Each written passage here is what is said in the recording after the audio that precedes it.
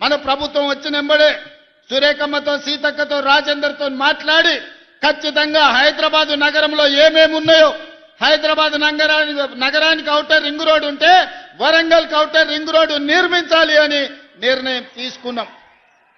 హైదరాబాద్లో under ground drainage ఉంటే వరంగల్ పట్టణానికి అండర్ గ్రౌండ్ డ్రైనేజీ తీసుకురావాలని నిర్ణయం తీసుకున్నాం. హైదరాబాద్లో ఎయిర్పోర్ట్ ఉంటే వరంగల్లో ఎయిర్పోర్ట్ ఉండాలి అని రైతులను ఒప్పించి మెప్పించి భూసేకరణ చేసి డిసెంబర్ ఆఖరి వరకు భూసేకరణ పూర్తి చేసి మార్చి 31 తారీఖు లోపల వరంగల్లో ఎయిర్పోర్ట్ పనులను ప్రారంభించుకుంటాం. అండర్ గ్రౌండ్ డ్రైనేజ్ పనులను ప్రారంభించుకుంటాం. వరంగల్కు ఔటర్ రింగ్ రోడ్డు నిర్మాణ పనులను చేపడతామని నేను ఈ వేదిక మీద నుంచి చెప్తున్నా.